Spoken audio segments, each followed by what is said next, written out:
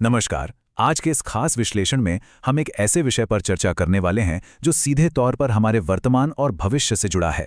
विषय है भारत का युवा। क्या युवा सिर्फ अपनी बारी का इंतजार कर रहा है, जिन्हें अक्सर हम सिटीजन्स इन वेटिंग कह देते हैं, या फिर वे आज का राजनीतिक एजेंडा खुद सेट कर रहे हैं? चलिए बिना समय गवाए सीधा मुद्दे पर आते हैं और इसे डिकोड करते हैं। इस पूरे विश्लेषण की नींव इस एक सीधे से सवाल पर टिकी है: क्या देश का युवा वर्ग महज कल का नेता है, या आज की राजनीति को वो खुद अपने हाथों से आकार दे रहा है? ये सवाल जवाब का तरीका हमें ये समझने में बहुत मदद करेगा कि असल में जमीनी स्तर पर सत्ता और युवाओं के बीच का समीकरण कैसे बदल रहा है। हम सब जानते हैं कि भारत दुनिया का सबसे युवा लोकतंत्र है, लेकिन जरा इन आंकड़ों पर गौर करते हैं। देश की औसत उम्र लगभग 28 साल है और 65% आबादी 15 से 64 वर्ष की कार्यशील आयु में आती है। मतलब ये कोई छोटा मोटा नंबर नहीं है, ये भारत का बहुत बड़ा डेमोग्राफिक डिविडेंड या जनसांख्यिकीय लाभांश है। ये इतनी विशाल ऊर्जा है जो देश की अर्थव्यवस्था और राजनीति दोनों की दिशा रातों रात बदल सकती है। अब यहाँ एक बहुत बड़ा विरोधाभास सामने आता है जो सच में चौंकाने वाला है। देश तो लगातार युवा हो रहा है ना? लेकिन हमारी संसद, उसकी उम्र लगातार बढ़ रही है।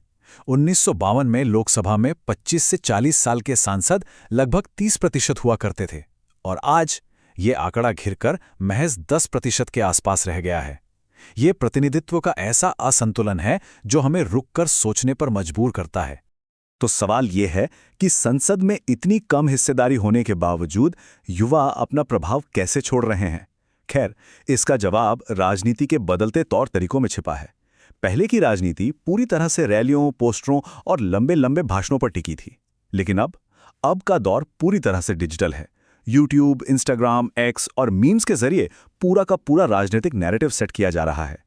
आज का युवा सिर्फ भाषण नहीं सुन रहा, वो खुद वायरल कंटेंट बनाकर जनमत तय कर रहा है। और यही बात युवाओं को एजेंडा सेटर्स बनाती है। वे अब रोजगार, शिक्षा और सुशासन जैसे गंभीर मुद्दों को राष्ट्रीय चर्चा के केंद्र में ला रहे हैं। 2017 का जल्लीकट्टू आंदोलन इसका एक परफेक्ट उदाहरण है। बिना किसी बड़े पारंपरिक नेता या पार्टी के सिर्फ डिजिटल ताकत के दम पर एक विशाल जन आंदोलन खड़ा कर दिया गया। युवा अब खोखले वादे नहीं चाहते, वे सिस्टम से प्रामाणिकता और पूरी पारदर्शिता की मांग कर रहे हैं। लेकिन यहां एक बहुत ही जरूरी सवाल उठता है: अगर डिजिटल स्पेस में इतनी ताकत और इतनी जागरूकता है, तो फिर असल में युवाओं को सिस्टम का हिस्सा बनने से कौन रोक रहा है? जमीनी स्तर पर वो कौन सी बाधाएं हैं? आइए बिना किसी लाग लपेट के इन कठोर सच्चाइयों को समझते हैं। सबसे बड़ी अड़चन तो वही है जो हमने अभी देखी: राजनीतिक प्रतिनिधित्व का सीधा अभाव। इसके चलते युवाओं में एक गहरा संस्थागत अविश्वास पनपा है। ऐसा लगता है जैसे राजनीतिक दल उन्हें सिर्फ रैलियों में भीड़ जुटाने का साधन मानते हैं, न कि नीति निर्माता। ऊपर से शिक्षित बेरोजगारी और भर्ती परीक्षाओं में लगातार होने वाली देरी ने इस हताशा को और बढ़ा दिया है। और हाँ, जिस डिजिटल ताकत की हमने बात की, उसके अपने नुकसान भी हैं। फेक न्यूज़, ध्रुवीकरण और ये जो ट्रोल कल्चर है ना, ये हमारे लोकतांत्रिक विमर्श को काफी चोट पहुंचा रहा है।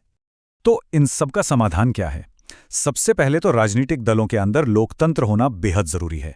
जब तक उम्मीदवार चयन में युवाओं की सीधी भागीदारी नहीं होगी, तब तक बात नहीं बनेगी। रोजगार सृजन और स्किल डेवलपमेंट को टॉप प्रायोरिटी पर रखना होगा। मिसाल के तौर पर उत्तर प्रदेश में स्टार्टअप नीति और कौशल विकास मिशन के जरिए युवाओं को स्थानीय निकायों से जोड़ने के प्रयास किए जा रहे हैं। और साथ ही डिजिटल साक्षरता और संवैधानिक जागरूकता बढ़ाना भी इस वक्त की सबसे बड़ी जरूरत है। तो निष्कर्ष यही निकलता है कि भारत की असली पावर उसके युवा हैं। अगर हम इस ऊर्जा को सही दिशा, रोजगार और राजनीतिक हिस्सेदारी से जोड़ दें, तो ये जनांख्यिकीय लाभांश सच में एक लोकतांत्रिक लाभांश बन जाएगा। जरा सोचिए, जब पार्टियां और संस्थाएं युवाओं के साथ असल में सत्ता साझा करेंगी, तो हमारा लोकतंत्र कितना मजबूत और समावेशी हो जाएगा। नमस्कार दोस्तों, आज के इस नए एक्सप्लेनर में हम एक ऐसे टॉपिक पर बात करने वाले हैं जो ग्लोबल पॉलिटिक्स में आजकल सबसे ज्यादा चर्चा में है: भारत और अमेरिका के रिश्ते। ये कोई आम डिप्लोमेटिक बातचीत नहीं है, बल्कि एक ऐसा कॉम्प्लेक्स स्ट्रैटेजिक पार्टनरशिप है जिसका असर डिफेंस से लेकर इकोनॉमी तक हर जगह हो रहा है। तो चलिए बिना टाइम वेस्ट किए सीधा इस पूरी पिक्चर को डीकोड करते हैं। आज हम इस सफर की शुरुआत से लेकर डिफेंस डील्स, खास तौर पर जो जीई इंजन का विवाद चल रहा है और रास्ते में आने वाले जियोपॉलिटिकल हर्डल्स को समझेंगे और हाँ, आगे का रास्ता क्या हो सकता है, इस पर भी बात करेंगे।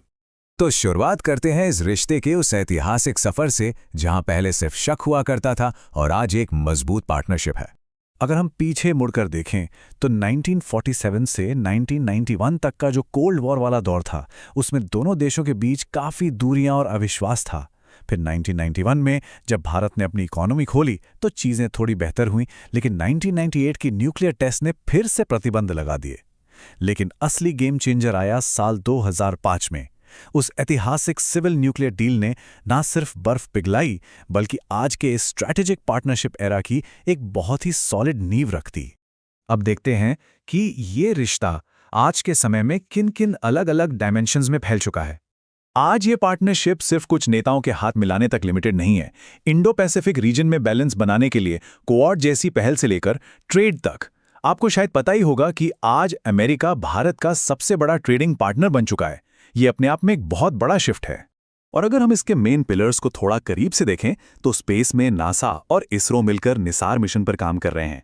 इसके अलावा क्लीन एनर्जी इनिशिएटिव्स और सबसे इंपॉर्टेंट हमारा इंडियन डायस्पोरा। आज के टाइम में अमेरिका में 3 लाख से ज्यादा इंडियन स्टूडेंट्स हैं। तो ये सिर्फ 2 सरकारों के बीच का एग्रीमेंट नहीं है, बल्कि 2 देशों के लोगों का बहुत ही गहरा कनेक्शन है। लेकिन अगर हम इस मॉडर्न एरा की असली रीढ़ की हड्डी की बात करें तो वो है डिफेंस कोऑपरेशन, यानी रक्षा सहयोग। $22 बिलियन।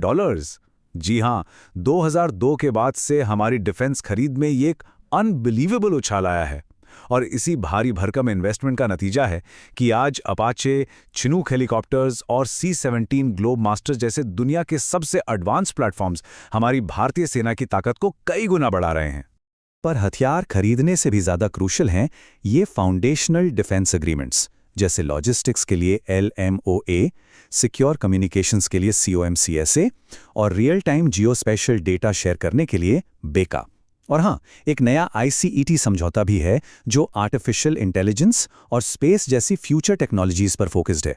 सच कहूं तो यही वो असली एग्रीमेंट्स हैं जो दोनों देशों की मिलिट्री कैपेबिलिटीज को आपस में इंटरलॉक करते हैं। अब आते हैं एक बड़े रियलिटी चेक पर। पर्दे के पीछे सब कुछ इतना स्मूथ भी नहीं है, और इसका सबसे बड़ा एग्जाम्पल है GE 414 इंजन का मामला। इस मुद्दे पर जो मेन फ्रिक्शन है वो एकदम क्लियर है। भारत का गोल है आत्मनिर्भरता, मतलब हमें सिर्फ बने बनाए हथियार नहीं चाहिए, हमें टेक्नोलॉजी का ट्रांसफर चाहिए ताकि हम खुद को प्रोडक्शन कर सकें। लेकिन अमेरिका का स्टैंड थोड़ा अलग है।